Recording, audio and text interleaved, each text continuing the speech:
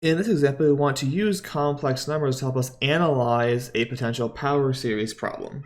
So this problem has to define the four complex numbers where this function, 1 over x squared plus 1 times x squared plus 2x plus 5 does not exist, and then use it to find an upper bound for the radius exponents of the power series of this function f centered at x equals -3. Note that for this problem, you do not need to find the power series expansion of f at this point. So what we're going to do is figure out where does this function f not exist in the complex plane. And that's going to happen when the denominator is 0. So where does f not exist? The denominator is 0. So this happens when we have x squared plus 1 equals 0, or x squared plus 2x plus 5 equals 0. This here means x squared is -1, or x equals plus or minus I. And for the other side, we can use the quadratic formula to get that x should equal -2 plus or minus the square root of b squared, which is 4, minus 4ac is 4 times 1 times 5 over 2 is going to be -2 plus or minus the square root of 4 minus 20 is -16 over 2. This here is a 4i. So I have -2 plus or minus 4i over 2, or -1 plus or minus 2i. So now, to figure out the upper bound for the radius of convergence of this power series, I have to figure out where these complex numbers are in the plane with regards to x equals -3, the point where we want to center this expansion. Let's draw these out.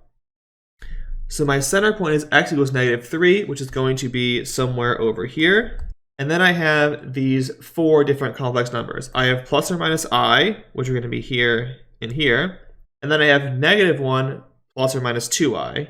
So -1 plus or minus 2i are going to be, say, here and here. And now, because these are all places where f is not defined, I know that the power series cannot be defined past any of these points. So I have to figure out which of these points is closer to -3, because then my radius can only go out to that point there and can't go any further. So we need to find the distance between these different numbers and determine which one's further away, which one's closer. So these are both done just by Pythagorean theorem here, in that for the green number, the distance between -3 and -1 plus 2i is going to be a length of 2 here and 2 here, because it's -3 to -1, that's 2 in the x direction, and then the 2i is 2 in the y direction. So it's going to be square root of 2 squared plus 2 squared is square root of 8. And for plus or minus I is going to be square root of 3 squared plus 1, or root 10. I don't have to check -I or -1 minus 2i because those are symmetric, they'll be the same distance apart. So based on this, the root 8 is closer, so the green one here is closer, meaning that the circle of convergence, the interval convergence, looks something like up to this point. It will cut inside these two and hit this one down here, and then loop out this way. So because we have issues or problematic points at distance root 8 and root 10, the radius of the convergence is at most square root of 8, the smaller of those two numbers. Now the radius could be less than that. We don't really have a way of knowing, but we know for a fact that it's going to be no more than square root of 8. In this one, I believe it is square root of 8, but we have to do more work to figure that out for sure. We just know it can't be more than square root of 8.